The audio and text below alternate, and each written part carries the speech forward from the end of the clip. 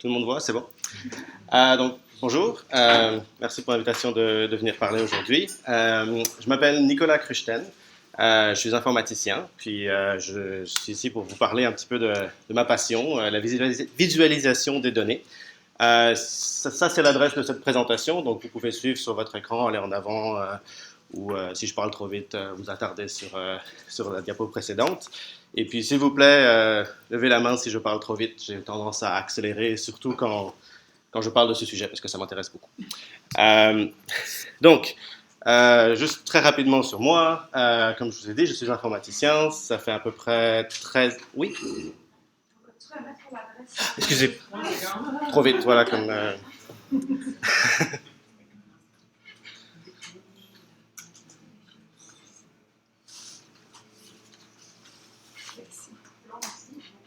OK. Je suis passionné par la visualisation de données depuis à peu près 15 ans. J'ai reçu un diplôme d'ingénieur de l'Université de Toronto en 2004. Et pendant ce temps-là, pendant que j'étais aux études, j'ai trouvé ça toujours très, très intéressant de voir le genre d'images qu'on pouvait faire avec des données. Je lisais le magazine Wired et puis il y avait toujours des images assez intéressantes. Et puis j'ai continué à utiliser ces techniques de visualisation tout au long de ma carrière à date. J'ai créé un logiciel libre qui s'appelle pivottable.js. C'est un logiciel un peu technique qu'on peut utiliser pour intégrer des tableaux croisés dynamiques dans des pages web. C'est un logiciel qui est téléchargé plusieurs centaines de fois par jour. J'en suis assez fier. Et j'ai réalisé plusieurs visualisations au sujet de Montréal. J'habite ici depuis presque 10 ans. J'adore cette ville.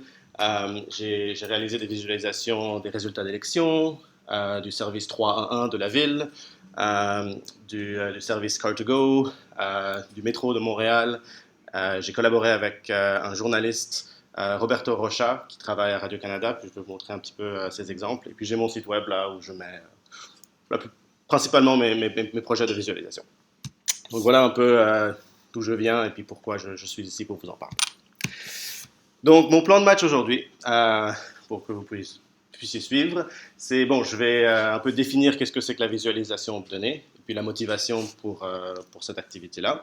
Parler un petit peu de l'histoire de la visualisation avec une inclination au contexte actuel. Et puis après, je vais vous parler un petit peu de la théorie de la visualisation. Donc, c'est quoi la théorie de base? Comment ça marche? Pour vous donner un peu d'équipement pour analyser une visualisation. Quand vous avez un graphique devant vous, comment est-ce qu'on peut le décomposer dans ces éléments?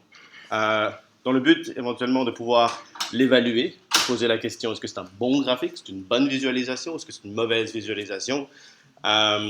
Pour finalement faire quelques remarques sur la production de la visualisation. Donc, quand on sait comment analyser quelque chose, puis l'évaluer, pour moi, c'est un peu les bases de savoir comment produire quelque chose pour pouvoir évaluer sa propre production, puis se demander est-ce que j'ai fait une bonne job. Ça, c'est un peu mon plan de match. Donc, la définition de la visualisation de données, il n'y en a pas une. C'est un peu flou comme domaine. Il y a des gens qui disent que la visualisation de données, c'est une nouvelle discipline. Je vais vous montrer que je ne suis pas très d'accord avec ça.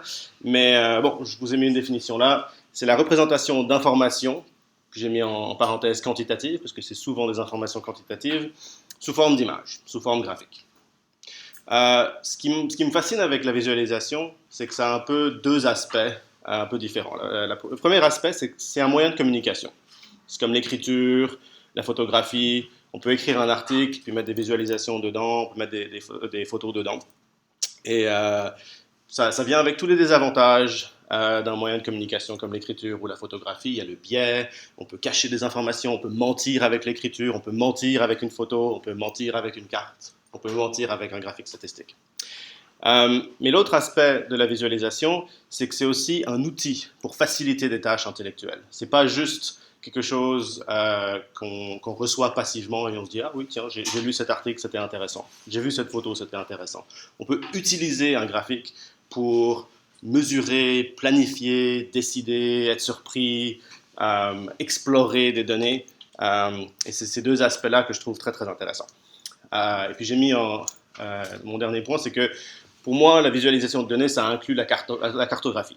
Cartographie, c'est une discipline très large, un peu à elle-même, mais c'est vraiment très, très connexe à la visualisation de données. Et il y a beaucoup de techniques de visualisation de données qui viennent de la cartographie ou qui sont essentiellement les mêmes. Donc, pourquoi est-ce qu'on visualise des données? Pour moi, il y a deux points importants. Premièrement, c'est qu'un graphique, une image, ça a un impact immédiat. Notre cerveau, nos yeux, on a évolué depuis longtemps pour voir les choses, réagir, presque sans y penser. On n'est pas obligé de lire quelque chose. Et deuxièmement, nous avons constaté que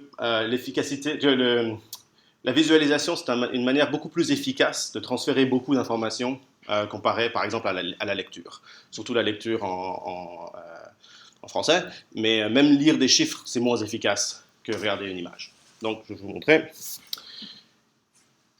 Tout le monde... un impact immédiat. Bon, il y a une image, c'est quoi? Je m'excuse, j'ai mis beaucoup d'images en anglais parce que je travaille souvent en anglais, j'ai beaucoup d'exemples en anglais. Enfin, je présume que tout le monde parle anglais, mais... donc ça, c'est le flot d'énergie au Canada en 2013. Tout à ma droite, votre gauche, vous avez d'où vient l'énergie, donc les imports, le pétrole, l'hydroélectricité, l'uranium, et puis après, où est-ce que ça va à l'intérieur du Canada? Est-ce qu'on utilise ça pour générer de l'électricité? Si oui, qu'est-ce qu'on fait avec cette électricité? Et ce que j'aime bien, c'est qu'à la fin, on peut voir, ça, c'est toutes les pertes, tout le gaspillage d'électricité. Ça, c'est le petit qui est utilisé au Canada, donc sur toute l'énergie qui entre au Canada, c'est ça qu'on utilise ici. Et puis tout le reste, c'est de l'exportation. Donc, vous pouvez regarder ce qui vous intéresse là-dedans, vous pouvez vous poser des questions, vous avez mon explication. C'est quand même pas mal plus rapide, il y a un impact pas mal plus immédiat que si je vous avais écrit tout ça. Et vous allez aller le lire sur l'écran. Bon, un exemple. Un deuxième exemple pour l'efficacité du transfert d'informations. Voilà, Bombardier versus la Bourse de Toronto sur 5 ans. Bon, vous pouvez en tirer certaines conclusions. La bourse va plus ou moins bien, plus 30, plus 40%. Bombardier, moins 40%. Puis on peut voir, il y a eu une grosse chute. Bon, 2 prix par jour. La Bourse de Toronto et Bombardier, pendant 5 ans, ça fait 3650 numéros. Est-ce qu'on peut tirer des conclusions beaucoup plus rapidement de ce graphique-là que d'aller lire 3650 numéros? Je pense que c'est clair que oui. Je veux dire, je pense qu'il n'y a plus personne qui est intéressé par ce graphique maintenant, en 30 secondes, mais en 30 secondes, on aurait pu lire peut-être les 50 premiers chiffres. Donc, c'est clair que la visualisation, c'est quand même beaucoup, beaucoup plus efficace pour transférer de l'information, et ça permet des comparaisons dans le temps, des comparaisons parmi les choses. Donc pour moi, ça en fait, c'est un peu le pourquoi de la visualisation. C'est très simple, mais c'est bon. Donc, qui visualise quelles données? Je ne vais pas pouvoir vous faire un portrait complet, mais j'ai choisi quelques exemples que j'ai trouvés un petit peu intéressants pour essayer de vous montrer que c'est quand même très très large. C'est un peu dans tous les domaines, il y a plein de gens qui le font. Donc je commence par les chercheurs scientifiques. C'est clair que les chercheurs font beaucoup de visualisation de données. Ils ont beaucoup de données. Hein. C'est dans les sciences, surtout en biotechnologie par exemple, on récolte énormément d'informations. Le génome humain a je ne sais plus combien de millions de gènes. Donc voilà une visualisation du code génétique humain dans le contexte des maladies. Donc tout autour, on a tous les chromosomes. Donc ça c'est un chromosome, ça c'est un chromosome. Et puis il y a des liens entre les lignes représentent les similarités entre les zones du génome humain. Donc voilà juste un exemple de ce que font les chercheurs avec la visualisation de données. Les historiens. Bon, les historiens, c'est peut-être un sous-ensemble des chercheurs, mais j'aime beaucoup cette image. Peut-être un petit peu difficile à lire. J'aurais 2 mots à dire sur le support qu'on utilise. Donc là, le projecteur, c'est pas un très très bon support pour cette visualisation. Si ça vous intéresse, je vous encourage à cliquer sur le lien. Mais qu'est-ce que c'est ça? C'est le livre de Charles Darwin, On the Origin of Species, qui a été publié en 6 éditions Et en fait, à chaque édition, il a enlevé des chapitres, il a ajouté des chapitres, il a changé des paragraphes. Et donc là, on peut voir la légende, les couleurs ici représentent les sections du texte de la 16e édition et de quand ça date. Donc on peut faire des analyses textuelles. Donc ici, je vous avais dit que c'était des données quantitatives. Bon, c'est clair que ce n'est pas juste des numéros, ça, c'est un texte dans l'histoire. Mais la position de chaque mot, on considère ça comme étant quantitatif. Bon. Donc, c'est pas juste pour les matheux. On peut visualiser plus ou moins n'importe quoi. Les journalistes font beaucoup de visualisation de données. Voilà un extrait d'une page du New York Times. La visualisation de données est souvent utilisée pour le sport. Donc ici, c'est le basketball. Je ne m'y connais pas du tout en basketball, mais on peut voir que ça, c'est le filet. C'est le filet.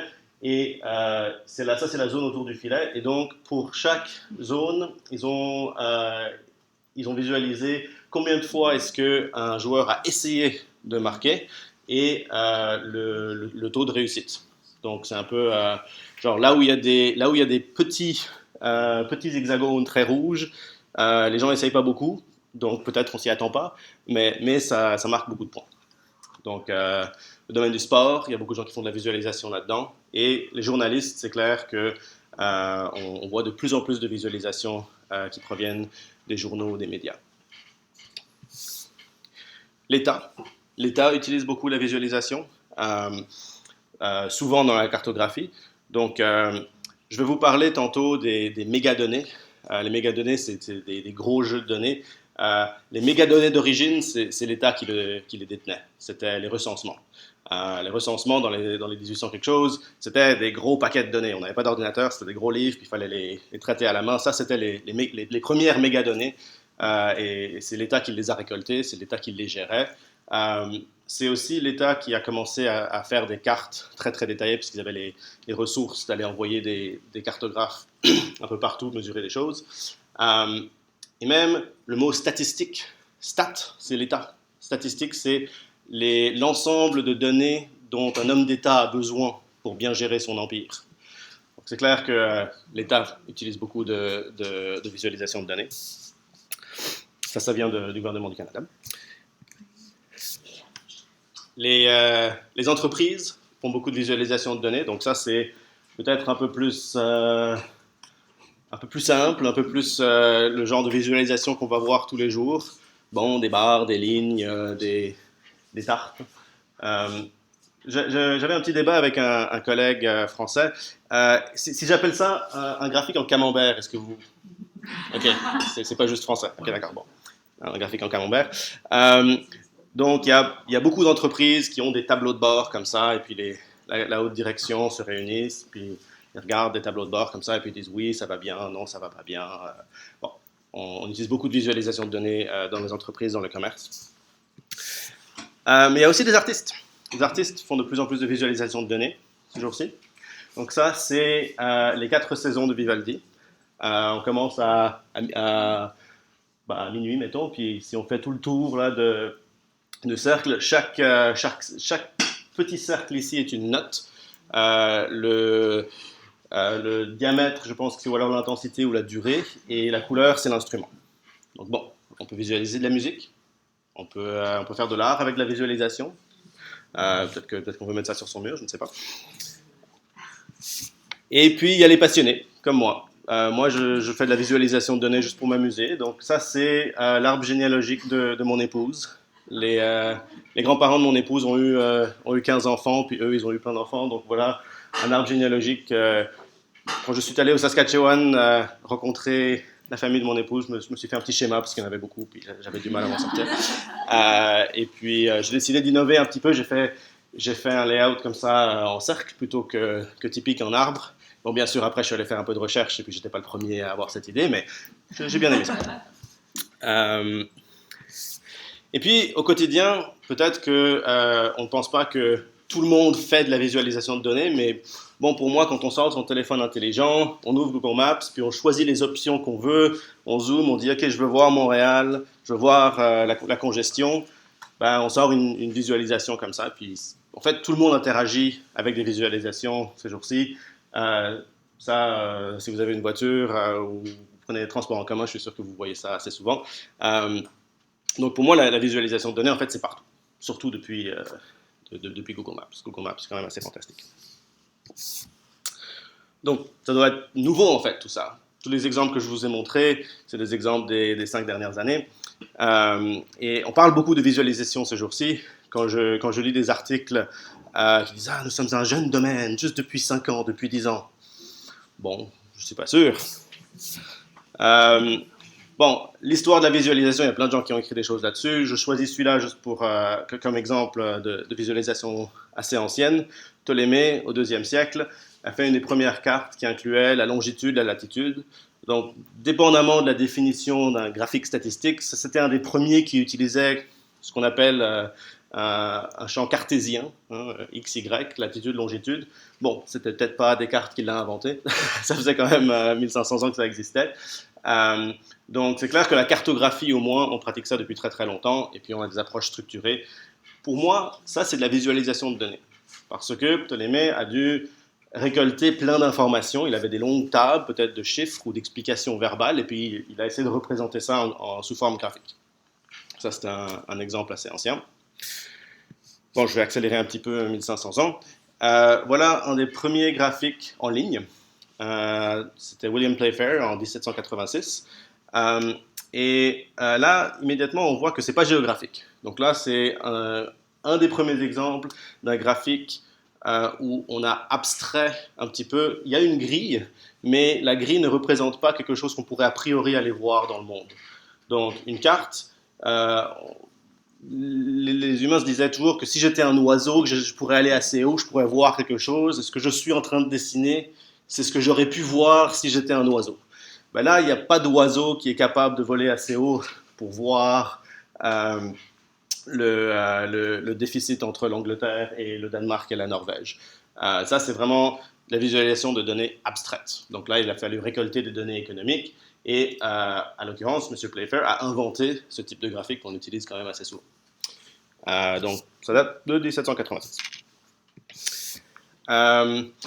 Bon, entre 1786 et aujourd'hui, il y a beaucoup, beaucoup d'exemples. J'ai choisi celui-là parce que j'ai lu un livre intéressant à son sujet.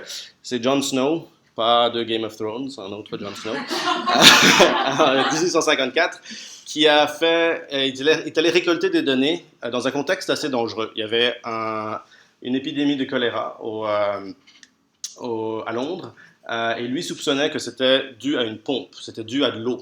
Et pas à une mauvaise odeur. Et donc il est allé récolter plein de données de qui est mort et où, et il a fait une carte. Maintenant l'histoire a été racontée plusieurs fois de manière un peu différente. Il y a des gens qui disent que il a fait la carte pendant l'épidémie et il a enlevé la poignée de la pompe et il a arrêté l'épidémie. Bon, c'est pas vraiment comme ça que ça s'est produit. Il a publié sa carte un peu plus tard. Puis en fait malheureusement il est mort avant, il n'était pas malade là, il est mort d'autre chose. Il est mort avant qu'on puisse découvrir la bactérie qui cause cette maladie, mais cette carte a quand même beaucoup contribué à notre compréhension de la maladie. Donc c'est de la cartographie médicale, et c'est quand même une histoire assez intéressante. Je vous recommande un livre qui s'appelle The Ghost Map, si ça vous intéresse, c'est un très bon livre à ce sujet-là. Un peu plus tard, un homme qui s'appelle Minard en France a créé ce graphique-là, qui a été appelé par certaines personnes dans la communauté de visualisation comme la meilleure visualisation statistique ever. C'est grosso modo la campagne de Napoléon vers la Russie. Donc on peut voir la barre là, c'est la taille de l'armée de Napoléon qui s'en va vers Moscou et puis qui revient. Et puis on peut voir un peu dans le temps, dans l'espace, les réductions de force. Il y a eu une petite sous-armée qui est allée au part, qui a rejoint l'autre. Et puis en bas, on peut voir la température au retour qui descend. Puis on voit assez clairement que c'était un gros désastre pour Napoléon d'aller essayer d'envahir la Russie. Je continue à accélérer un peu dans le temps. En 1914, M. Brinton a écrit un manuel de visualisation de données. Il appelle ça la présentation graphique. Et dedans, il a une photo qui dit voilà comment un homme d'affaires devrait gérer ses affaires. On devrait avoir des panneaux comme ça, et puis on devrait embaucher quelqu'un qui va juste récolter toutes les informations de toute mon entreprise, et puis chaque jour ajouter un petit point, connecter la ligne, comme ça quand je veux. Il disait même, il y a tout un manuel là-dedans, il devrait y avoir une pièce à côté du bureau du directeur, où le directeur peut aller feuilleter son tableau de bord, qui devrait être géré par un ou deux assistants. Je trouve ça assez fascinant qu'en fait, c'est à peu près la même chose que ce qu'on a aujourd'hui. Bon, c'est numérique, c'est un peu plus rapide, il y a plus de couleurs, mais les, les bases étaient quand même posées assez longtemps parce que c'est pas lui qui a inventé ça. Lui, il décrit ce qu'il pense qui est déjà une meilleure pratique en 1914. Donc, bon, c'est pas tout nouveau. Euh, En 1933, c'est la première carte de métro simplifiée. Donc, ça, tout le monde reconnaît ce genre de carte maintenant. Mais en 1963, c'était quand même une grande innovation de faire une carte de métro où euh, on avait juste mis des lignes droites. Parce que c'est clair que le métro, il fait plein de zigzags. Mais on a inventé ce genre de carte en 1933. Donc je mets ça ici pour dire que premièrement, ben, ce qu'on prend pour acquis aujourd'hui, les cartes de métro, il y a quelqu'un qui les a inventées, qui a dû y penser, qui a dû se dire, ben, euh, une carte géographiquement correcte, c'est pas très très utile pour ce que je veux faire. Je vais faire cette carte-là, c'est beaucoup mieux. Et en fait, il a eu beaucoup de mal à faire passer ça parce que les gens disaient, mais c'est faux. Cette carte est fausse. C'est pas là que sont les stations. On sait maintenant que son argumentaire a un peu gagné, puis toutes les cartes de métro sont un peu sur ce plan-là. Euh, Puis bon, j'accélère jusqu'à aujourd'hui. Donc, il y a un professeur à l'université de York, à Toronto, Michael Friendly, qui a un site web fantastique, database.ca, où il récolte depuis longtemps et il demande à tous ses collègues de lui donner des exemples qui s'appellent des milestones, les premiers exemples de certains types de graphiques. Et donc, je suis allé là-bas chercher par exemple, pour un peu tracer d'où viennent ces idées en visualisation de données. Donc c'est une ressource fantastique, j'adore ça, mais il a produit ce graphique ici. Et donc ça, en fait, c'est la hauteur de la ligne ici, c'est le nombre d'innovations dans les visualisations de données dans le temps. Et ce que je trouve fascinant, c'est que, en fait, l'âge d'or pour les visualisations de données, d'après lui, en termes d'innovation, c'était entre 1850 et 1900. C'est là qu'il y avait beaucoup d'innovations. On a inventé plein de cartes, le camembert a été étudié dans plein de manières différentes. Monsieur Minard faisait toutes ces visualisations pour l'État français. Donc pour lui, si on regarde en termes d'innovation, en 1850, c'est là que ça a vraiment pris de l'ampleur. Et entre ce moment-là et à peu près le milieu du siècle dernier, c'était un peu comme l'âge des ténèbres. Il n'y avait pas beaucoup d'innovation. On n'a pas inventé énormément de nouveaux styles graphiques. Et puis depuis à peu près 1960, ça recommence à être très intéressant. Donc pour moi, c'est un peu pour ça que les gens disent que la visualisation, c'est nouveau. C'est parce qu'on a un peu oublié qu'en 1850, il y avait déjà un gros pic, beaucoup d'enthousiasme pour la visualisation de données. Et donc pourquoi est-ce que dans les 50 dernières années, ça remonte, il y a plus d'intérêt Principalement à cause des ordinateurs. On peut maintenant numériser les données. La production de visualisation à la main, ça prend énormément de temps. C'est très très difficile. Et puis, pour diverses raisons, ça a été un peu perdu dans le début du XXe siècle. Il n'y avait pas beaucoup de gens qui faisaient beaucoup de cartes à la main, des choses comme ça. Mais avec un ordinateur, c'est beaucoup plus facile. On n'est pas obligé de dessiner quoi que ce soit. On dit à l'ordinateur, dessine ça, puis l'ordinateur le fait. Puis si on n'aime pas, on dit, redessine-le comme ça, puis l'ordinateur le fait. Donc c'est pour ça que c'est moi qui vous donne cette présentation aujourd'hui. Moi je suis informaticien, on pourrait se poser la question pourquoi est-ce que c'est un informaticien qui vient nous parler de visualisation de données. Ben parce que c'est ou alors un informaticien ou alors un dessinateur. Moi je ne sais pas dessiner, mais je sais comment dire à un ordinateur de dessiner quelque chose. Puis il le fait, c'est très bien. Donc, la numérisation de données et la disponibilité de logiciels statistiques, d'écrans de très haute résolution comme celui que j'ai devant moi, vous avez devant vous, les projecteurs, tout ça, ça a vraiment contribué à une espèce de renaissance de la visualisation de données. Et je vais vous parler de trois tendances là-dedans. Donc, la première, c'est ce qu'on appelle les mégadonnées, le big data en anglais. Donc, bon, moi je suis un peu sceptique de ce terme, je trouve ça un peu ridicule de parler de big data, mais la définition que j'utilise de big data, c'est les données qui sont trop grosses pour gérer facilement sur un ordinateur ou dans la tête d'un humain. Si on utilise une définition comme ça, on réalise qu'en fait, les mégadonnées, c'est un peu ce qu'on appelle un moving target. Là, c'est pas toujours la même chose. Donc, dans les années 1850, le recensement, c'était des mégadonnées, parce qu'on n'avait pas d'outils qui pouvaient traiter ça facilement. Ça a clairement changé, parce qu'en 1950, on avait des ordinateurs qui pouvaient commencer à traiter déjà tous les messages cryptés des Allemands, on pouvait les décrypter quasiment en temps réel. C'était beaucoup, beaucoup plus de données qu'un recensement en 1850. Donc, à chaque étape de l'histoire, nos capacités de traitement de données deviennent de plus en plus sophistiquées, et donc ce qu'on appelle les mégadonnées, ça change. Donc, aujourd'hui, c'est clair qu'il y a quand même eu une explosion de données. Je ne veux pas dire que c'est business as usual, tout est exactement pareil, mais pour moi, c'est un peu un phénomène qui existe depuis 200 ans. Ce n'est pas vraiment quelque chose de très nouveau. Mais bon, aujourd'hui, on a beaucoup plus de données qu'avant. Ça a été vrai à chaque étape de l'histoire, mais aujourd'hui, d'où ça vient ces données? Bon, on a les médias sociaux. Donc, chaque personne qui va sur Facebook, qui clique sur j'aime, qui prend une photo, qui met ça sur Instagram ou quoi que ce soit, génère un paquet d'informations. On a tous beaucoup d'entre nous ont des téléphones intelligents. Là-dessus, il y a un appareil photo. Donc, avec une photo, aujourd'hui, on peut prendre quasiment, ça stocke plus d'informations que le recensement de 1850 en une photo, dépendamment de l'appareil photo. Et en plus, dans la photo, maintenant, il y a les coordonnées GPS. Et puis après, on peut aller traiter ça avec l'intelligence artificielle et puis dire c'est qui est dans la photo, compter le nombre de personnes, essayer d'évaluer la saison, la place, etc. Donc c'est clair qu'on génère énormément de données.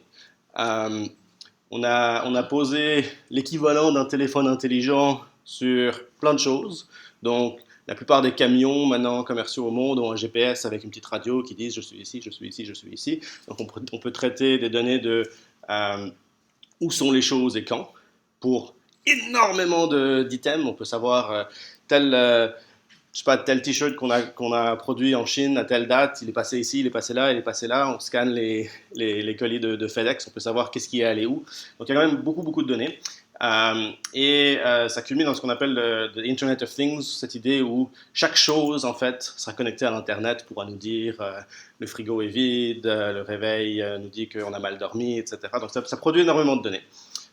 Et puis pour comprendre ces données-là, vu que la visualisation, c'est quand même la manière la plus, enfin, peut-être pas la plus efficace, mais c'est quand même beaucoup plus efficace que juste regarder des chiffres.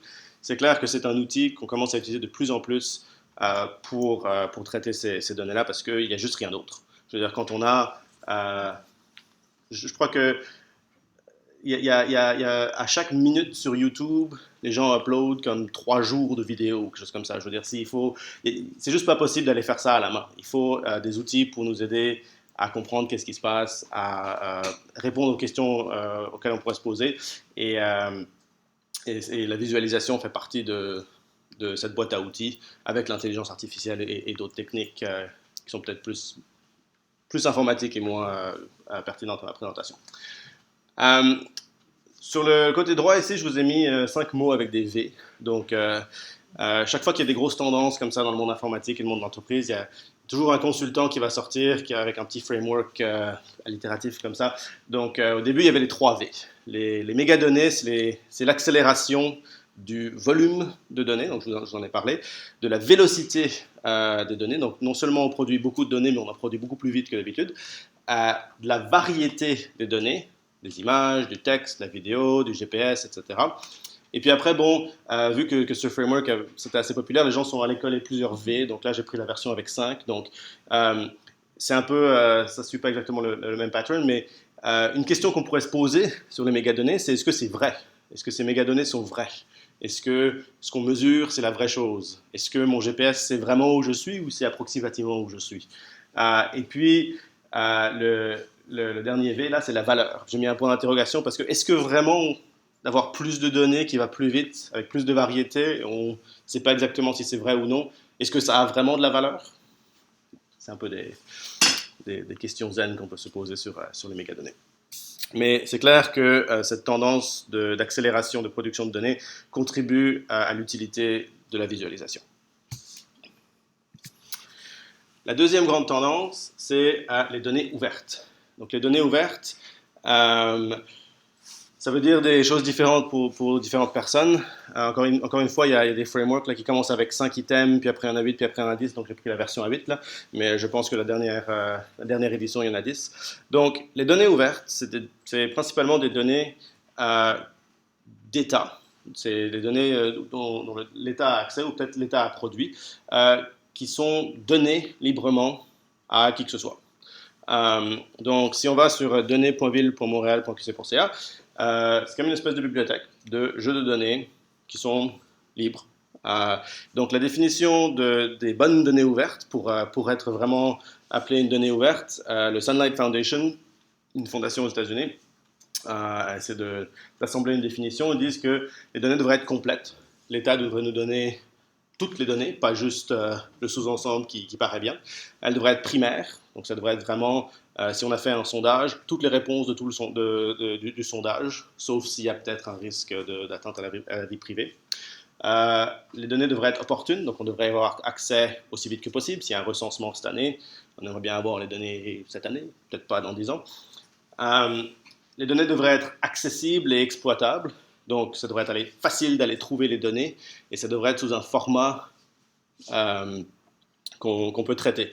Donc, par exemple, si je demande au gouvernement des informations et il me renvoie un tas de papiers comme ça, ben, oui, ok, les données sont peut-être accessibles, mais c'est pas très exploitable. Je peux pas les mettre dans un ordinateur, je peux pas faire de la visualisation, je peux pas faire du journalisme là-dessus. Donc, on dit que les données ouvertes devraient être exploitables, ça devrait être sous un format numérique facile à accéder. Euh, Ces données devraient être non discriminatoires, non propriétaires et libres de droit.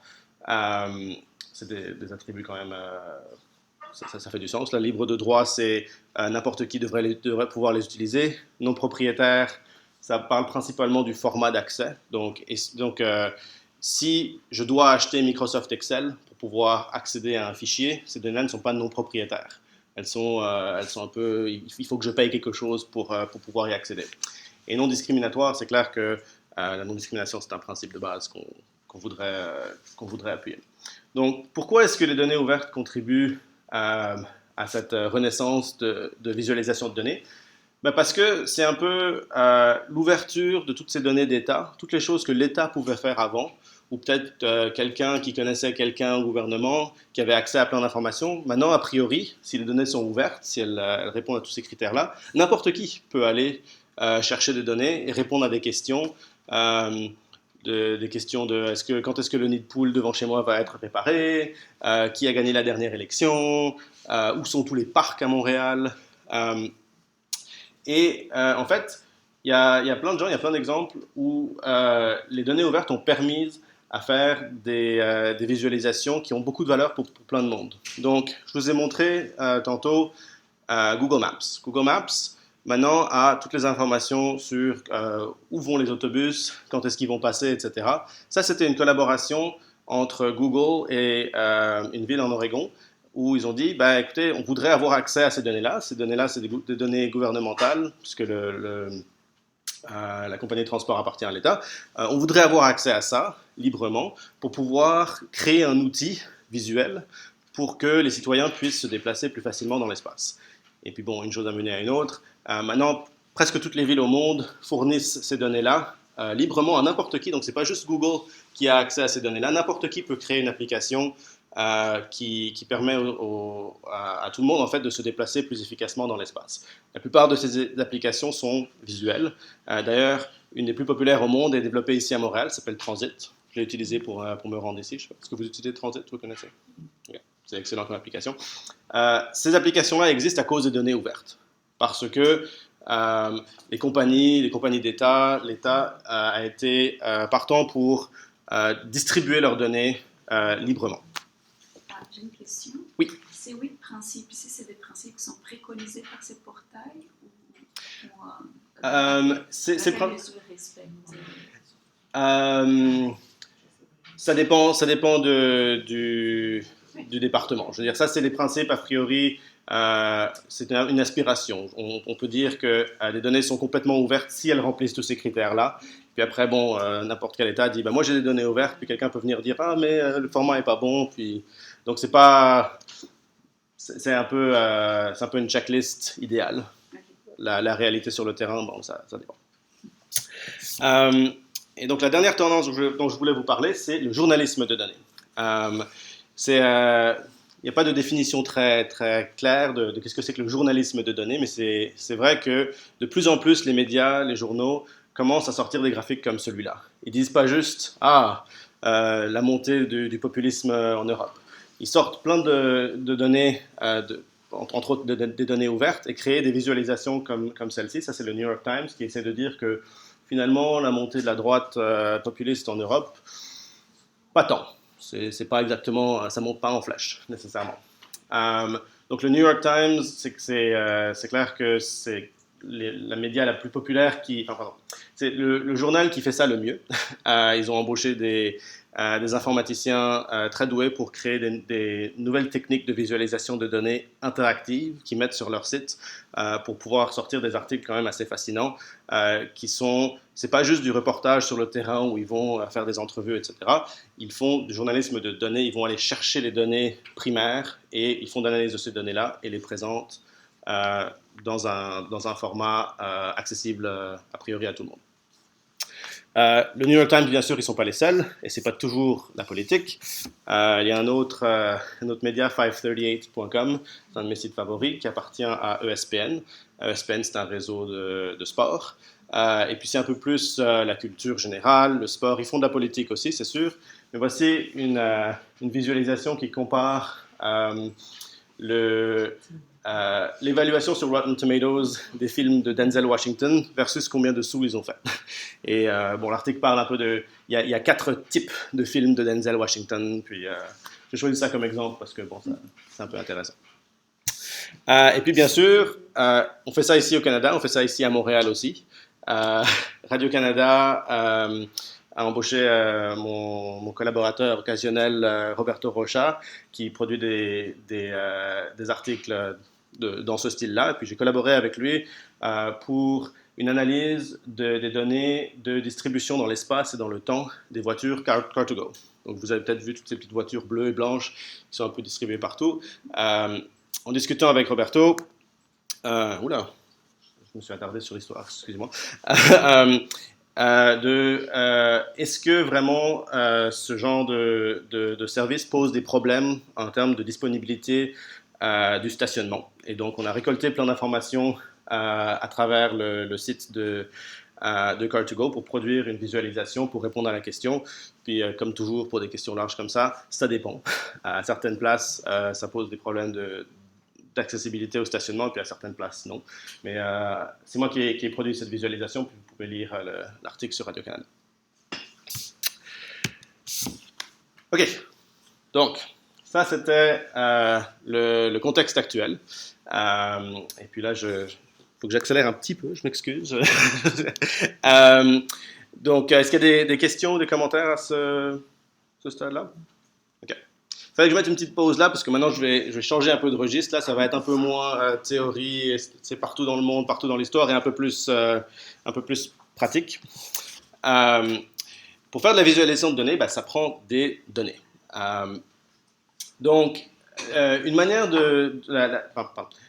la plupart du temps, quand on reçoit des données ou quand on les télécharge sur un portail de données ouvertes ou quelque chose comme ça ressemble un peu à ça. C'est un gros tableau. Et un tableau, ça a des rangées et des colonnes, mais ça c'est un peu juste une question de comment c'est affiché sur l'écran ou sur le papier. On peut parler des données qui ont des entités, donc ici les entités c'est des personnes, puis des attributs. Donc chaque personne ici a un nom, une taille, un niveau d'éducation atteint et la couleur des yeux. Et ces attributs ici ont des types. Donc le nom, c'est un identifiant, c'est unique a priori pour chaque personne dans mon tout petit jeu de données ici. La taille, c'est un attribut continu, donc toutes les tailles sont possibles, entre très petit et très grand. L'éducation, c'est pas une valeur continue, telle que je l'ai écrit comme ça, c'est une valeur ordinale. On peut dire que le baccalauréat, c'est plus que le secondaire, la maîtrise, c'est plus que le baccalauréat. On peut mesurer peut-être l'éducation en années et le transformer en variable continue, mais enfin bon, tel que c'est écrit ici, c'est une variable ordinale. On peut le mettre en ordre, mais on ne peut pas dire que la maîtrise, c'est 2 fois plus quelque chose que le baccalauréat. La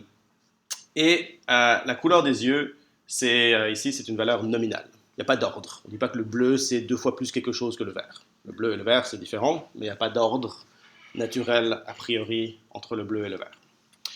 Donc, ça, c'est un exemple typique des données qui seraient peut-être derrière toutes ces visualisations que je vous ai montrées.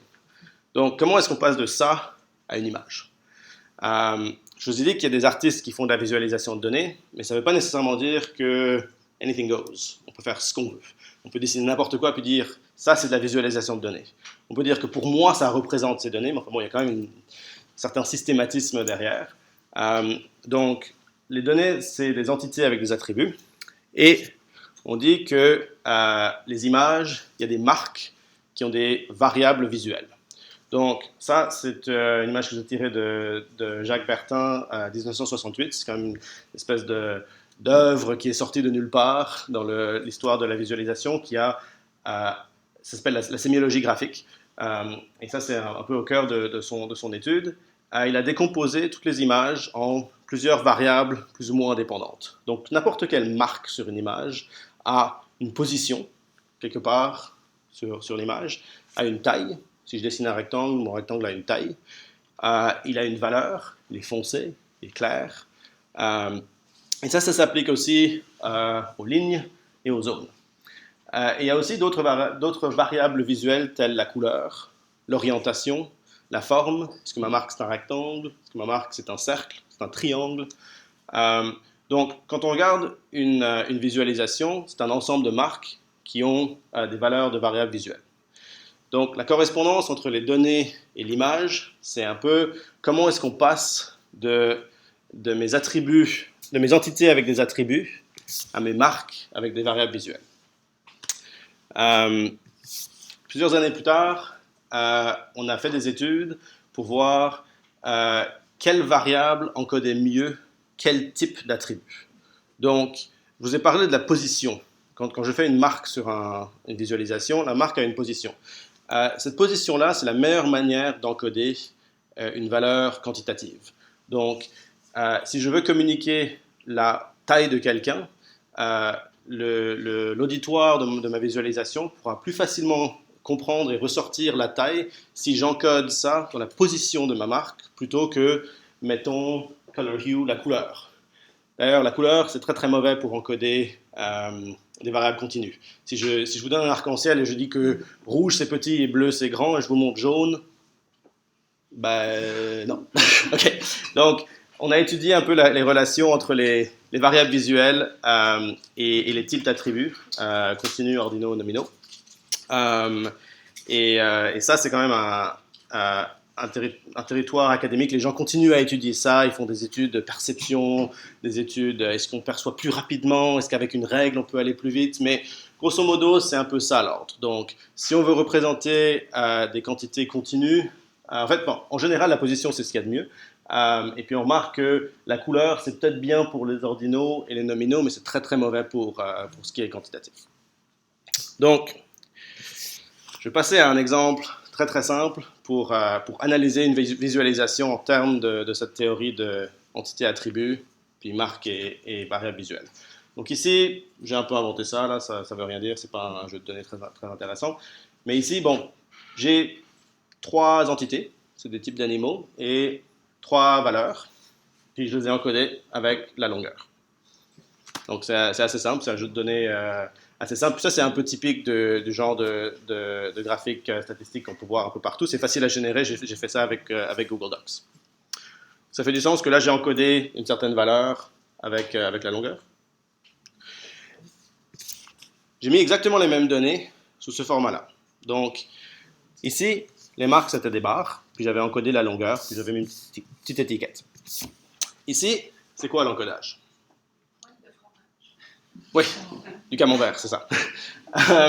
Donc là, l'encodage, c'est un peu plus compliqué à analyser, mais l'identité de mes marques est représentée par la couleur, cette fois-ci. Ici, c'était la position. Ici, c'est la couleur et la position. Okay? Et la valeur, là, c'est un peu plus intéressant. On peut l'avoir, je dirais, au moins 3 manières différentes. Premièrement, il y a l'angle. Okay? Donc, les chiens, il y a un angle plus grand que les chats, qui a un angle plus grand que les autres. C'est un peu la même chose qu'on voit là. Mais il y a aussi la surface, et il y a aussi la longueur du périmètre. Donc là, j'ai comme triple encodé la valeur. Euh, enfin, bon, ici aussi, on peut dire qu'il y a la longueur et la surface, mais il n'y a pas l'angle. Donc, c'est deux manières différentes de décomposer un peu la visualisation en regardant la relation entre les entités et les attributs. Bon, c'est vraiment super de base, là. J'ai l'impression que je vous donne un petit peu comment dessiner comment dessiner un hibou. On dessine deux cercles, puis après on dessine un hibou. Donc, ça, c'est un peu la théorie de base, puis je vais complexifier un petit peu. D'habitude, on ne voit pas juste ça. Hein. On commence on brode un petit peu autour. On met ce qu'on appelle des guides, donc un titre par exemple, animal préféré, une légende, peut-être qu'on ne met pas l'étiquette directement dessus. On met des étiquettes, on met les données directement dans la visualisation, si on s'il y a de la place. Et puis, on peut aussi mettre des annotations. Là, j'ai mis surprenant.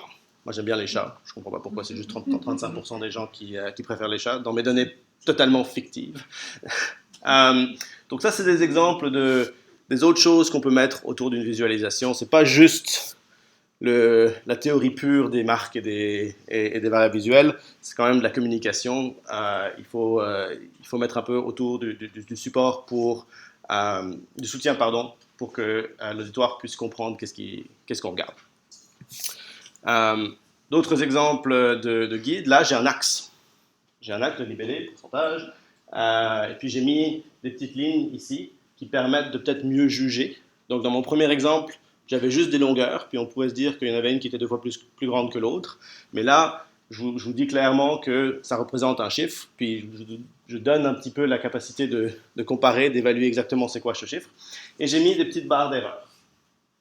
Donc ça, c'est un autre exemple de guide pour dire qu'en fait, c'est pas, non seulement c'est des données fausses, mais je ne suis pas certain. Donc, ça, c'est des exemples d'annotations et d'étiquettes qu'on peut mettre sur une visualisation pour communiquer un peu plus. Donc ça, c'est un peu les bases de comment on décompose une visualisation.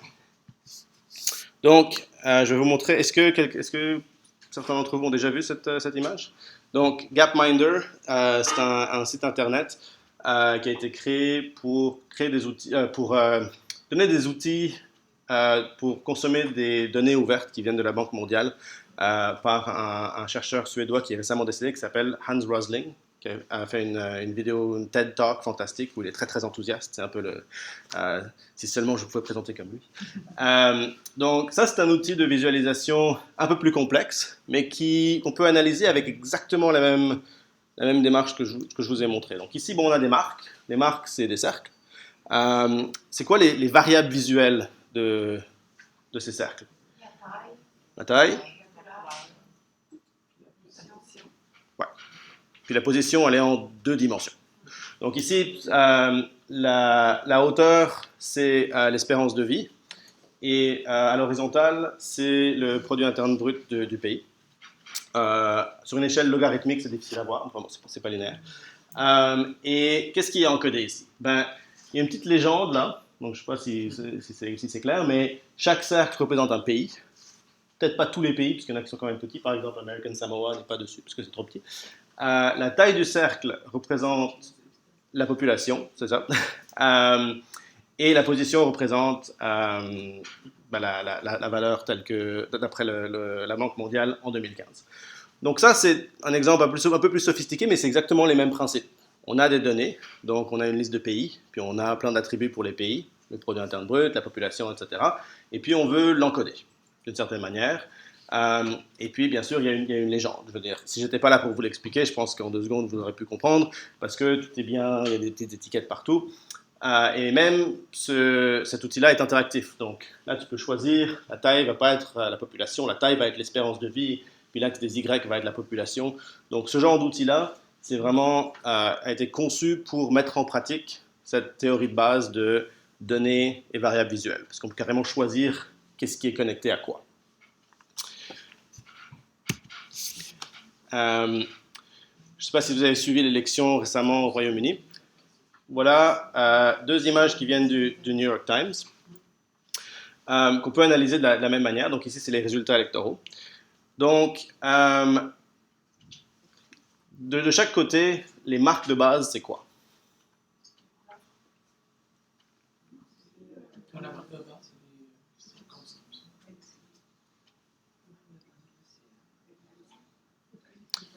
C'est un peu une question piège parce que c'est des polygones. C'est juste des espèces de... c'est des zones. Okay? Mais elles représentent en effet des circonscriptions. Les circonscriptions, c'est ce que j'appellerais les entités. Donc les entités de base dans le jeu de données, c'est les circonscriptions. Et puis là, les polygones, chaque marque est un polygone. C'est le même jeu de données, mais pourquoi c'est si différent? Parce que ça a été encodé différemment. Donc, parlons de l'encodage. Première chose, la couleur encode le gagnant, pour chaque circonscription, le parti du gagnant. Après ça, qu'est-ce qu'on a? On a la taille et la forme. Donc, à votre gauche, la forme de la circonscription, la forme de la marque encode la forme de la circonscription elle-même. À droite, la forme de la marque, c'est toujours un hexagone. Donc ici, la forme n'encode rien, là-bas, la forme encode quelque chose. Il y a la taille de la marque. Donc, à gauche, encore une fois, la taille de la marque représente un peu la taille relative de la circonscription. Ici, la taille de la marque n'encode rien. C'est la même taille. Mais les traits noirs, Ici, les gros traits noirs, ouais, c'est les zones comme les régions, pardon, les régions du Royaume-Uni. Donc ça, c'est Londres, par exemple, puis ouest, l'est.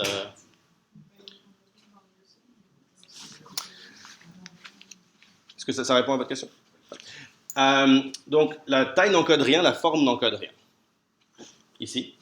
Mais ici, la taille et la forme encodent la réalité sur le terrain. Il y a des circonscriptions qui sont petites, qui sont grosso modo circulaires, il y en a d'autres qui sont très grandes. Donc, c'est deux fois le même jeu de données, encodé complètement différemment. Pourquoi? À gauche, c'est un peu une carte typique qu'on peut reconnaître, on peut savoir, on peut s'orienter plus ou moins facilement, on peut savoir où est Londres, on peut savoir où est Manchester, etc.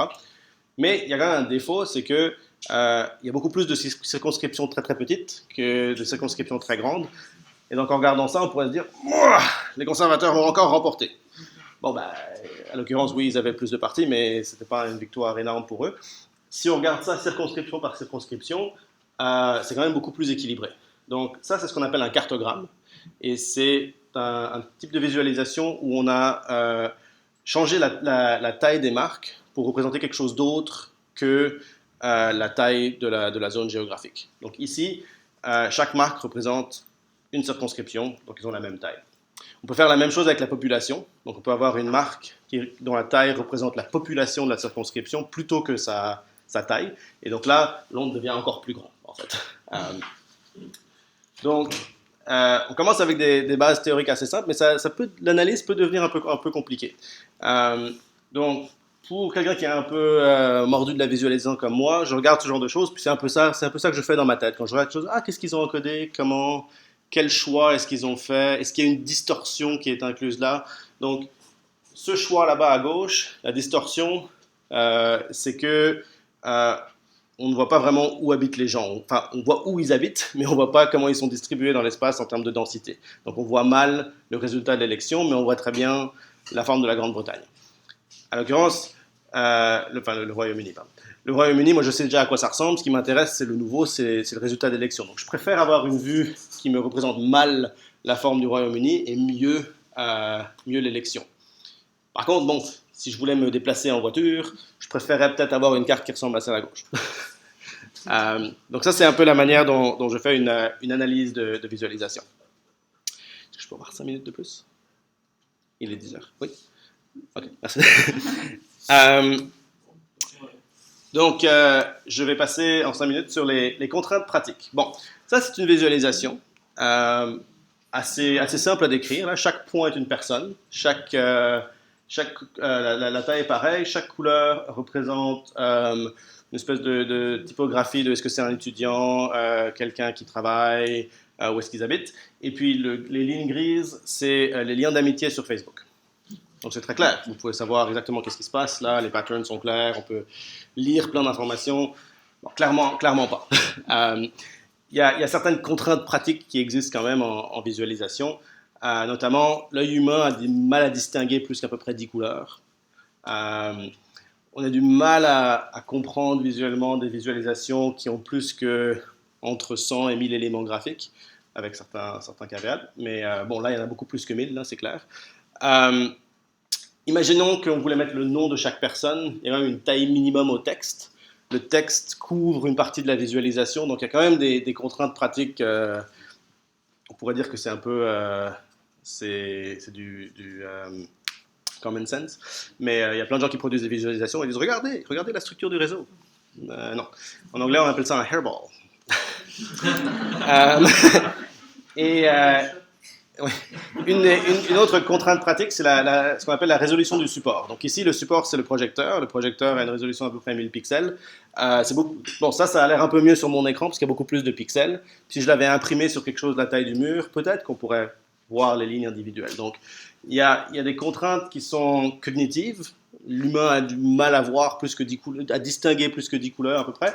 Puis il y a des contraintes qui sont physiques, qui sont structurelles. Il y a des choses qu'on peut juste pas faire sur un écran d'ordinateur qu'on peut faire sur papier et vice-versa.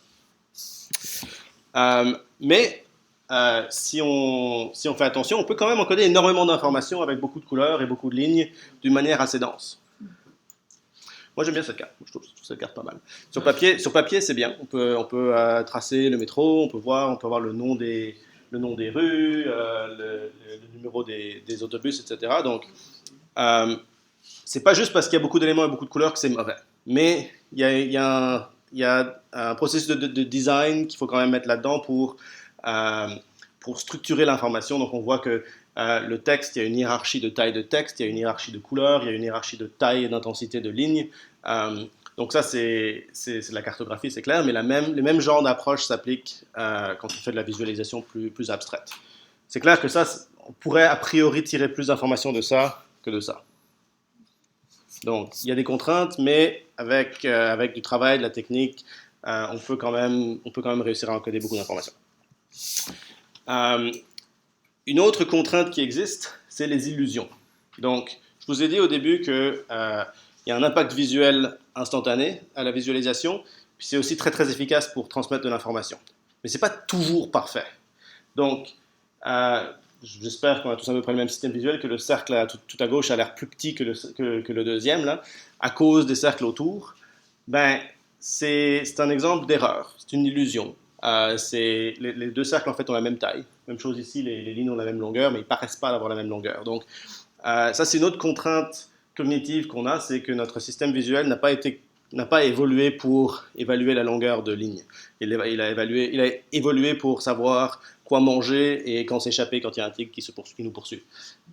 Donc, dans la pratique de la visualisation, il faut quand même rester conscient de ce genre de fait pour essayer de ne pas construire des visualisations qui obscurent les données à cause d'illusions.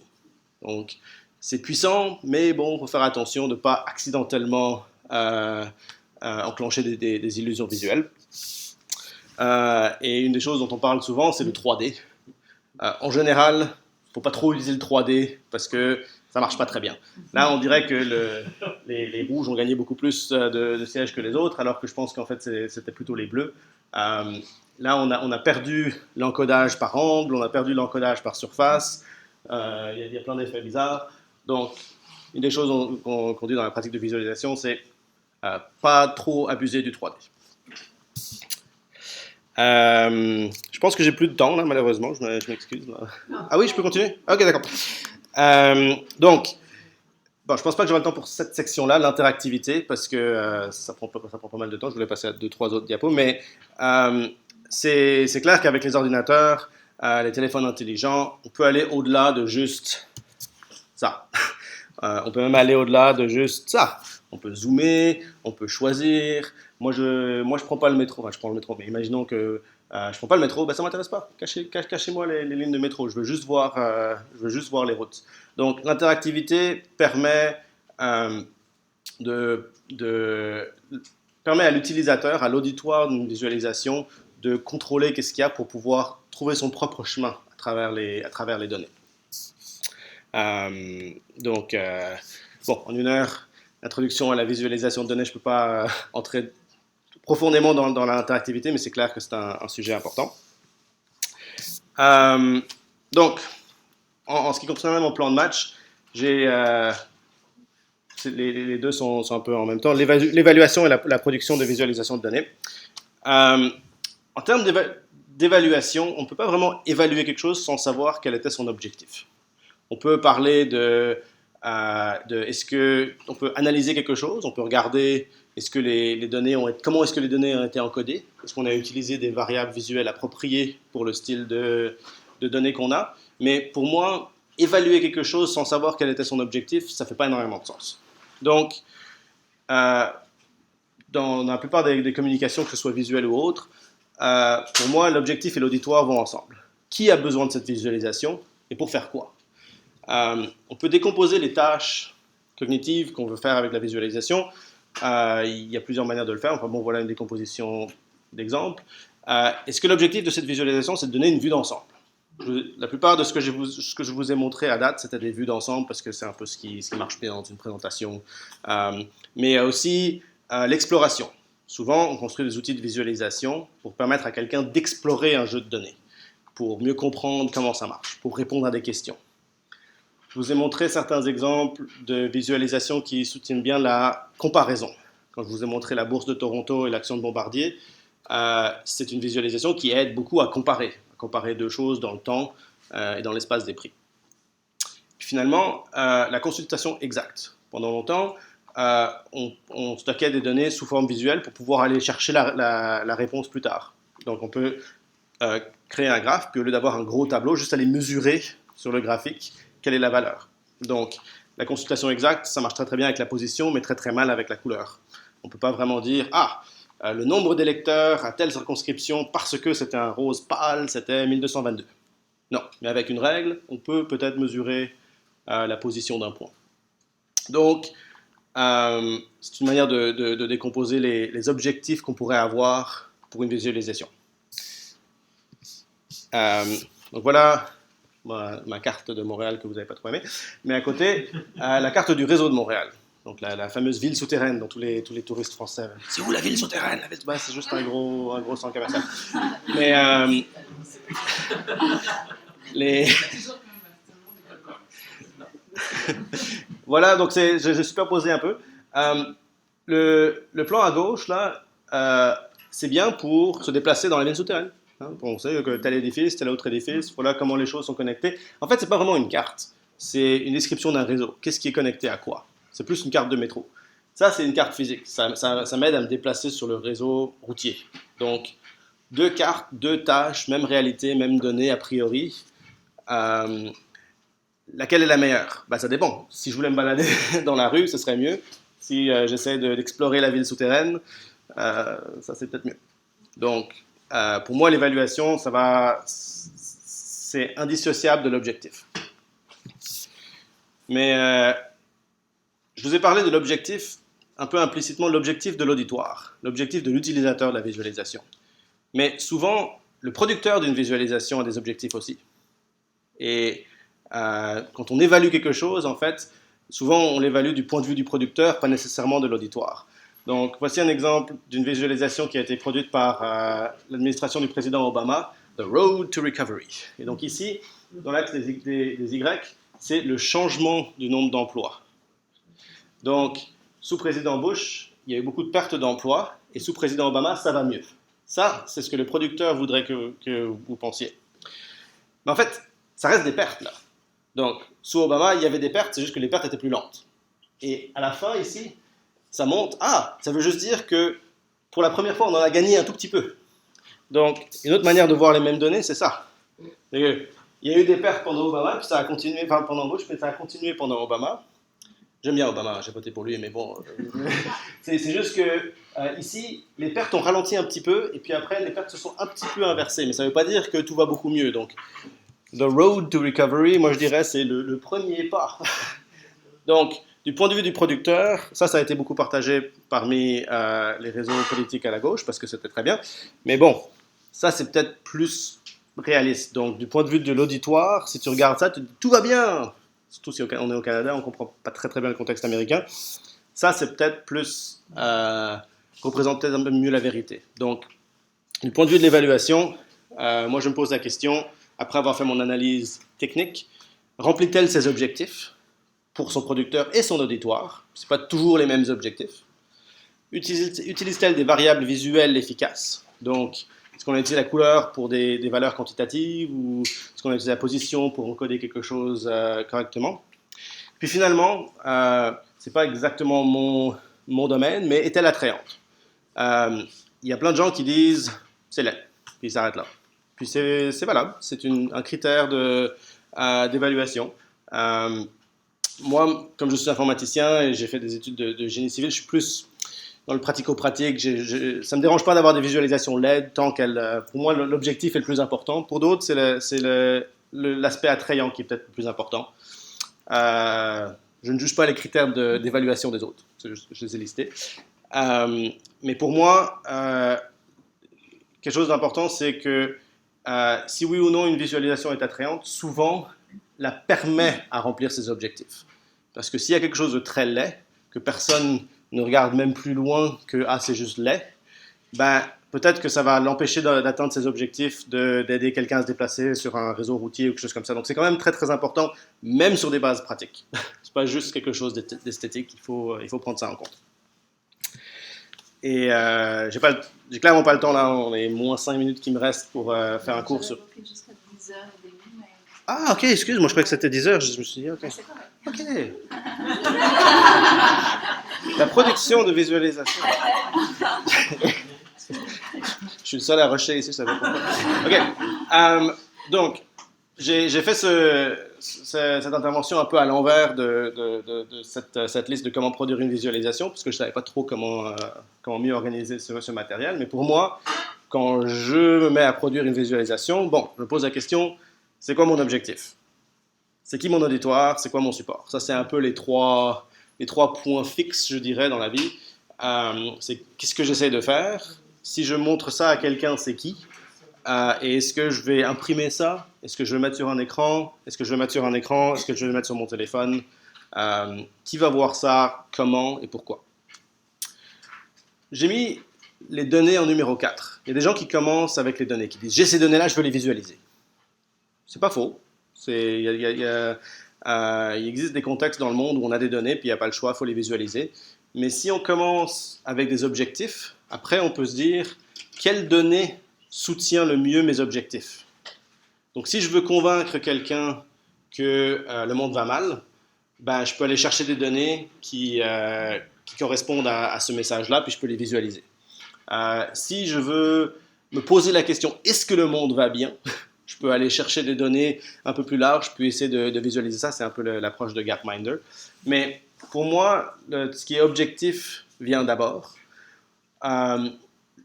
Et les données on utilise les bonnes données pour accomplir nos objectifs et pas l'inverse. On ne commence pas avec des données puis on dit quels objectifs est-ce que je peux accomplir avec ces données-là. Je veux dire, quand tu es un geek de visualisation comme moi, peut-être, mais c'est rare que dans la pratique, on a le luxe de faire ça. Une note sur l'auditoire, souvent dans la production de visualisation de données ou dans la recherche académique, l'auditoire, c'est soi-même. Et le support, c'est mon écran. Quand je bidouille avec des données au travail, c'est toujours ça. Je fais un graphique pour moi, pour les 10 prochaines minutes, pour répondre à la question que j'ai maintenant, ou je fais un petit croquis, un sketch de données. Donc l'auditoire, ce n'est pas toujours nécessairement les 10 000 personnes qui vont lire le rapport annuel de je ne sais pas quoi, c'est souvent un auditoire très petit. C'est « Hey, check ça !» Puis mon collègue de travail regarde mon écran, puis les graphiques sont toujours pareils, là, ils ont toujours le même fond gris parce que c'est les défauts qui sortent de Excel ou quelque chose comme ça. Mais c'est correct. Parce que c'est approprié, ça atteint l'objectif. L'objectif, c'est, je voulais savoir quelle était la moyenne de réponse d'un sondage ou quelque chose comme ça. C'est ce que j'ai fait hier. On a fait un sondage, on voulait savoir la moyenne, j'ai fait une distribution, on l'a regardé ensemble. Support, mon écran, auditoire, moi et mon collègue. Objectif, voir la distribution. Pour le reste, c'était assez rapide. Par contre, si l'auditoire, c'est une audience très très technique, qui n'a pas peur d'une interface très dense, qui veut bien interagir, qui a un ordinateur avec un écran haute résolution, c'est très très différent que quelque chose qu'on va mettre comme un infographique qu'on va mettre dans le journal métro. Le journal métro, c'est pas très grand, c'est pas très haute résolution, les couleurs sont pas très belles, les gens vont regarder ça pendant 5 minutes. C'est plus simple et c'est approprié comme ça. Et puis pour le numéro 5 et 6, les variables visuelles, les guides, étiquettes et annotations, je vous ai montré un aperçu de comment analyser des visualisations. Donc, c'est un peu comme les cercles et les bouts là, ben, on fait à l'envers. On prend les données, puis au lieu d'analyser une visualisation, se demander comment est-ce qu'eux ont encodé, on fait l'inverse. On prend nos données, puis on se dit comment est-ce que je pourrais l'encoder.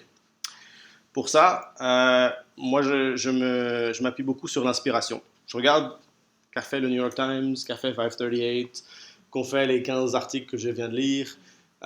J'essaie d'élargir un peu mon portefeuille mental des techniques que d'autres ont utilisées pour pouvoir les appliquer. Et ça m'a bien servi. J'ai souvent produit un beau graphique. On m'a dit comment t'as trouvé ça? Ben, je me suis inspiré de tel article ou quelque chose comme ça, mais dans un domaine complètement différent.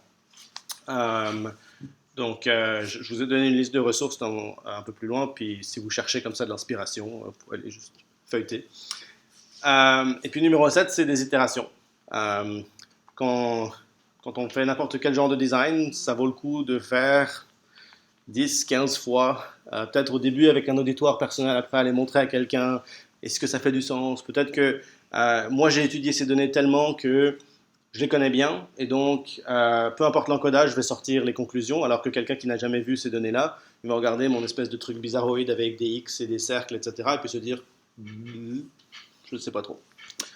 Donc, voilà un petit peu mes conseils au sujet de la production de la visualisation.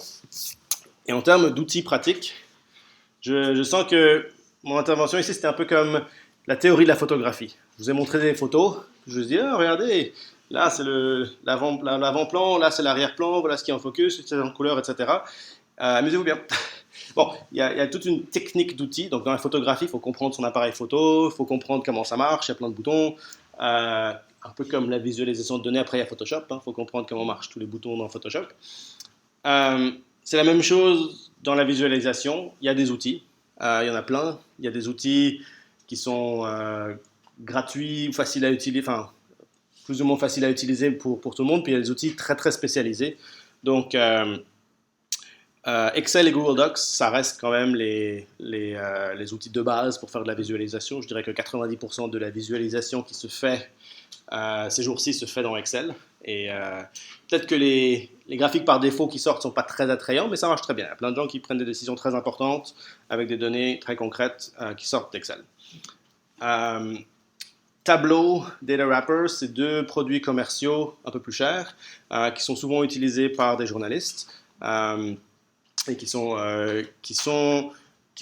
Tableau, la compagnie a été fondée par un des auteurs d'un des schémas que je vous ai montré avec les lignes qui mappait les variables visuelles au type d'entité.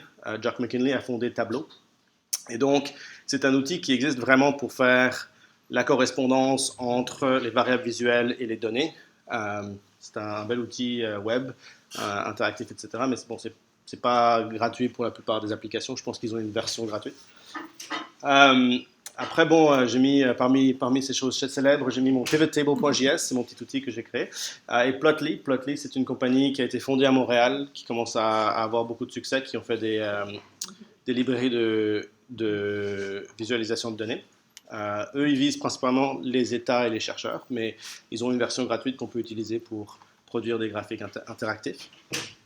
SIG, Système d'information géographique, ce qu'on appelle en anglais GIS. C'est des logiciels qui sont spécifiques à l'analyse spatiale, géospatiale, donc pour faire des cartes, des analyses spatiales. Il y en a un gratuit qui s'appelle Quantum GIS, il y en a plein d'autres, ArcInfo, ArcGIS, MapInfo, etc. Ça, c'est plus dans le côté Power Tool. Il faut quand même pas mal savoir comment ça marche un logiciel comme ça pour pouvoir sortir des choses utiles. Je vois qu'on a quelqu'un qui amatrice de ça. Et pour visualiser des réseaux sociaux, pour faire des hairballs, il existe un outil qui s'appelle Gephi, qui peut faire des rendus de réseaux avec des milliers de nœuds et des millions de connexions. Puis bon, il y a des outils pour essayer de faire justement pas des hairballs. Donc ça, c'est une petite liste de pistes sur qu'est-ce qui existe dans le monde. Honnêtement, vu qu'il y a quand même une espèce de renaissance dans le monde de visualisation de données, on peut juste googler comme meilleur outil de visualisation 2017, puis la liste va peut-être être un peu différente. Voilà les outils que je connais. Je dois vous avouer qu'en tant qu'informaticien, moi, j'utilise pas ça. J'écris du code direct. Donc moi, je suis plus quelqu'un qui va produire, par exemple, pivotable.js que quelqu'un qui va utiliser ce genre d'outil. Quel langage? Python? Oui. Je fais souvent des analyses en R ou Python, puis je fais de la programmation en JavaScript pour la visualisation, pour le rendu direct. Mais si vous allez sur mon blog, souvent je fais un projet partiellement. Un des objectifs pour mes visualisations, c'est de m'apprendre une nouvelle langue. Donc j'essaye ça en R parce que je voulais savoir comment le faire en R, pas parce que c'est la meilleure chose à faire.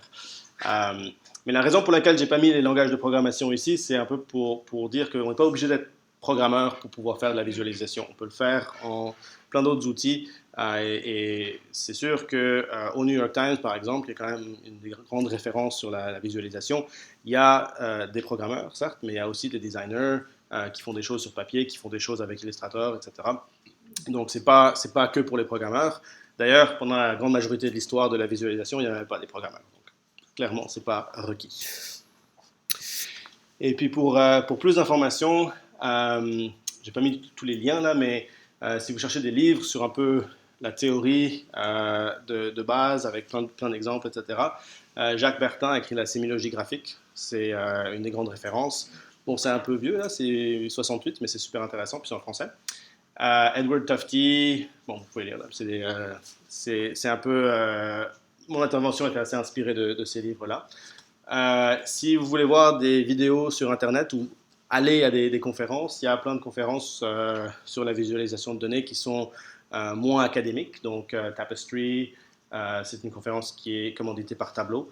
I/O, OpenVisConf, PlotCon, c'est commandité par Plotly. Donc, souvent, ces compagnies-là vont rassembler plein de monde dans une belle place, puis faire des interventions. Puis, ce qui est vraiment cool, c'est que c'est très très cher d'y aller, mais toutes les vidéos sont sur YouTube. Donc, j'aime bien présenter, mais je suis un peu gêné comme ça de parler au monde dans les couloirs. Donc moi, les vidéos sur YouTube, c'est parfait. C'est beaucoup moins cher. Je suis pas obligé de parler au monde. Je peux juste regarder ce qui m'intéresse. Et puis, parmi les journaux et les médias, bon, je vous ai parlé du New York Times plusieurs fois. Le Washington Post a aussi une équipe de visualisation de données assez poussée. 538, Bloomberg. The Pudding, c'est pas exactement un média très reconnu, mais ils font des belles choses. Et puis Radio-Canada à Montréal commence à faire de plus en plus de visualisation de données et de journalisme de données.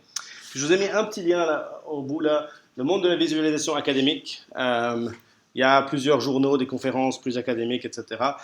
Cet article-là détaille très très bien qu'est-ce qui est quoi, l'espèce d'ordre hiérarchique du prestige académique. J'avais pas assez de place pour tout mettre là, mais c'est très très bien détaillé là. Donc si vous voulez aller chercher des informations plus de pointe sur qu'est-ce que les gens recherchent aujourd'hui, c'est là. Et puis pour entrer en contact avec moi, je suis assez facile à joindre. Puis sur mon blog, j'ai plusieurs exemples de visualisations que j'ai réalisées. Puis souvent, je parle un peu de mon processus, où est-ce que j'ai sorti les données, pourquoi j'ai fait ça comme ça. Et puis vous pouvez même voir, quand je parle d'analyser des visualisations en termes d'entités, d'attributs, de variables visuelles, je m'efforce à un peu expliquer pourquoi j'ai fait certains choix ou quels choix j'ai fait dans la production de ce que j'ai fait. Et au cas où que j'avais plus de temps, j'ai mis quelques extras, là, mais je vais m'arrêter ici pour des questions si vous en avez, puis après je peux vous montrer peut-être 2-3 choses que j'ai faites, si ça vous intéresse.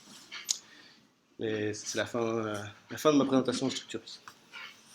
Vous avez des questions?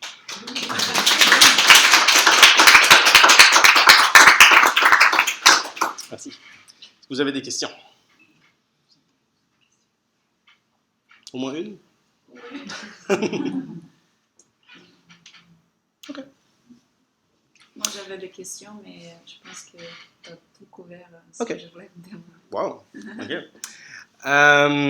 Donc, ça, c'est le projet que j'ai réalisé qui est je dirais maintenant, peut-être le plus connu. Ça s'appelle Direction en Grignon. C'est plus photoviz que dataviz. C'est une représentation visuelle de la ligne verte du métro de Montréal que j'ai réalisé avec mon petit téléphone fidèle. Ici, j'ai fait comme des panoramas de chaque plateforme direction en grignon et je les ai alignés verticalement comme si le métro de Montréal était un édifice où chaque plateforme de métro était un étage. Quand on entre dans une porte, c'est comme entrer dans un ascenseur, on attend, ça secoue un peu, on essaie de pas trop regarder le monde, ça s'arrête, les portes s'ouvrent et on sort. C'est comme si on était à un étage différent. Et donc mon objectif, c'était de pouvoir mettre côte à côte. Moi, j'habite près de Pineuf et puis je travaille près de chez Peel. Pour savoir si je veux sortir ici à Peel, je dois monter là à Pineuf. Donc, j'ai réalisé ça l'an dernier. Puis, Pendant les ans d'information, les cartes de métro à Tokyo, au Japon, ils mettent les ascenseurs, les escaliers de chacune des stations. Fait que quand tu sors de la station, tu as un peu cette représentation-là, mais en... ouais, exactement. Quand j'ai mis ça sur Internet, il y a plein de gens qui ont retweeté ça, ils ont trouvé ça fantastique. Notamment, j'étais très très content parce que Edward Tufte, qui a écrit un des livres que j'ai mis sur ma liste, m'a envoyé un courriel me disant que c'était fantastique. J'étais très content. Et entre autres, plein de gens m'ont envoyé des courriels pour me dire qu'à Tokyo, il y a ça, à Séoul, qu'à New York, il y avait une application mobile, etc. Mais ce que j'ai trouvé intéressant, c'est que dans la plupart de ces autres villes, il y avait du monde beaucoup plus motivé que moi qui est allé mesurer avec un petit rouleau pour savoir où sont les portes, alors que moi j'étais un peu plus paresseux, j'ai juste fait une vidéo et puis j'ai fait du traitement informatique sur les images. Enfin bon, ça c'est un peu plus récolte de données brutes. J'ai aussi réalisé une carte qui maintenant, bon, c'est un peu de rigueur, chaque élection il y a des cartes d'élection, mais en 2013 c'était un peu nouveau, puis surtout au niveau municipal. Donc j'ai réalisé ça avec des données ouvertes, je suis allé sur le site internet de la ville de Montréal, puis j'ai fait ça, c'est interactif, tu peux zoomer, et c'est vraiment jusqu'à la section de vote. Donc quand on vote, on met notre voix dans la petite boîte en carton. Chaque boîte en carton, on peut sortir le nombre de voix, puis on voit ici, ça c'est près de chez moi, commencer à voter. Et donc j'ai fait ça, puis j'ai été interviewé, non, pas interviewé, mais ils ont parlé de ça à la radio. J'ai trouvé ça bizarre qu'ils parlent d'une visualisation à la radio alors que on ne peut pas le voir. Vraiment. Les gens qui ont trouvé ça intéressant, ils voulaient parler de ça à la radio. Puis si j'avais eu le temps, je serais passé à travers mes exemples d'origine pour parler un peu de comment ils avaient fait le mapping, mais je pense que j'ai plus trop de temps. Voilà, c'est un peu mon... Merci beaucoup. Merci. Donc, on va prendre une pause.